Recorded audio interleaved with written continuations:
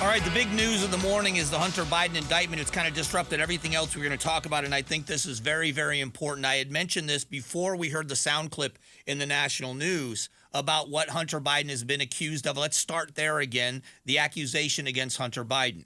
Hunter Biden accused of lying about his drug use when he bought a firearm in October of 2018. Now, I have lamented this fact. I've talked about this a great deal, and I don't know the answer as to the why of this.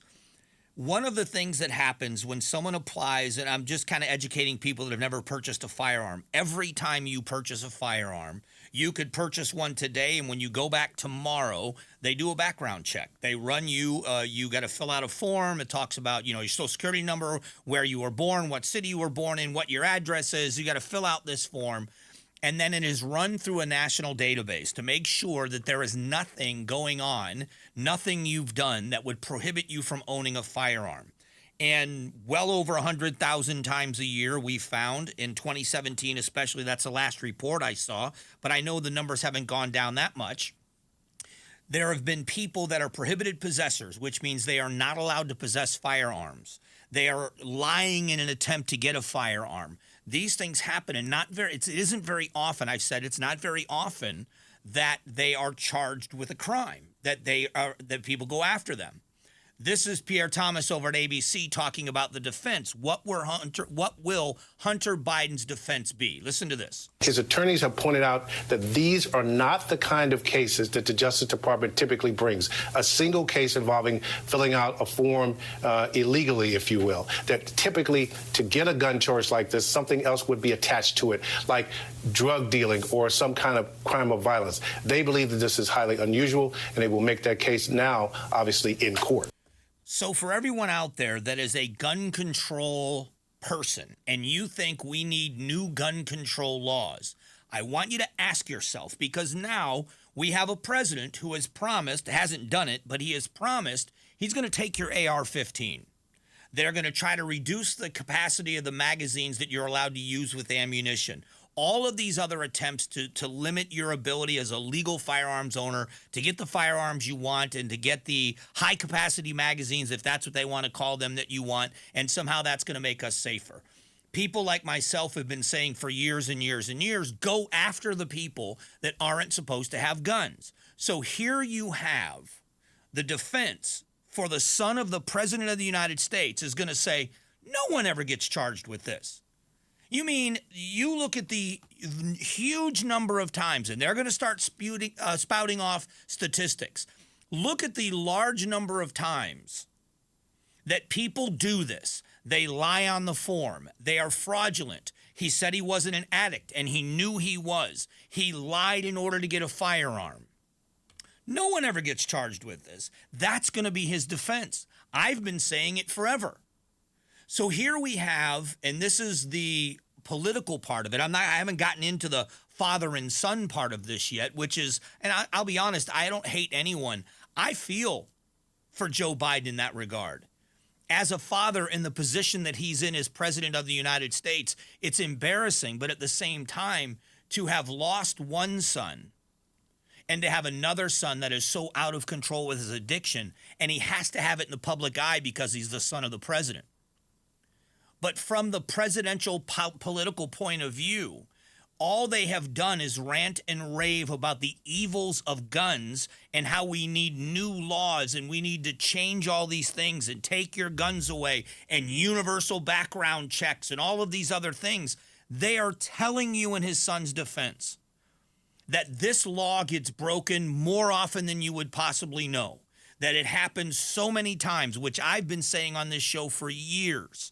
People lie on these forms, and the diligence of the firearms dealers in doing the correct background checks every single time they do a background check catches these people more times than not. And when the names are turned over to the federal government, there is no indictment. They don't charge these people. They don't criminally pursue them.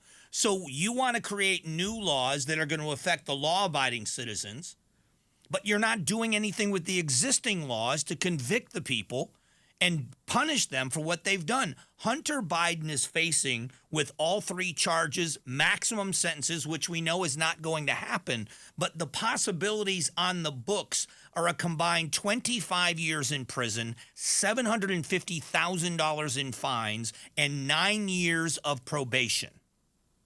That's what he faces.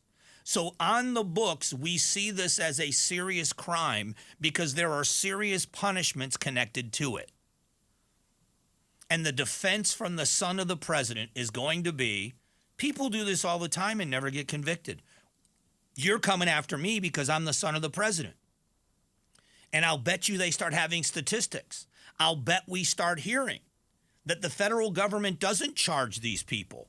That by and large, when this happens, we're not going out there and finding out, why did you try to get a gun when you know you're not supposed to have one?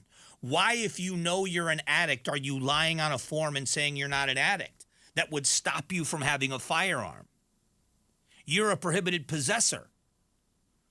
This blows my mind because now you're going to see the conflict of politics. The president of the United States, in my opinion, up before today, one of the cornerstones of his reelection campaign was going to be guns. He's not winning with Bidenomics. He's going to try to maintain the best he can with how the economy is doing. He is losing terribly, even with his own party, when it comes to the border and other issues. So he is going to go down the road where he believes he can be successful. One of the areas that rallies his party, that rallies his base, is gun control. This isn't a negative. This is just an observation of watching politics my whole life. He was going to go down the road of strict gun enforcement, strict gun laws. We need to keep people safe. This radical Supreme Court that stopped the New Mexico governor from doing what she could to keep her streets safe. This radical court that we have, we were going to hear that over and over again. Now what does he do? His own son faces 25 years in prison, and his own son's defense is, hey, Dad, you guys don't even punish people for this. I'm getting singled out because I'm the son of the president, and people want to make an example of me. But go and look at our history. Not Joe Biden, not Donald Trump, not all the way back to Ronald Reagan. Just in general, we've got these rules in place that say if you violate this law, it is serious enough where it's 10 years in prison, $250,000 fine, 5 years in prison, $250,000 fine, 10 years in prison. And yet, if you look at statistically, we do not prosecute this crime. So his defense is going to be, if you don't prosecute them, why are you coming after me? He may be successful. I don't know. But it's interesting that that's going to be the defense, isn't it? When your father is leading the charge in gun control in America and your defense is, we're not even enforcing existing laws, but you're going to do it to me. This is something that I think is huge. And the other thing I'll say about this, I said it earlier, and I mean this sincerely. Hunter Biden is, or at least was, an out-of-control addict. I don't wish that on any family. I don't wish that on any individual. I think it was a terrible choice of the Biden campaign to cover up his addiction by saying that laptop wasn't real so that Joe Biden can get elected president. What that did was further his time in addiction, cover up for him so that he could continue down the road of addiction that he did, never hitting rock bottom. Rock bottom might have been realizing that he single-handedly ruined his father's presidential campaign, but he possibly might have gotten cleaned up sooner if that was rock bottom.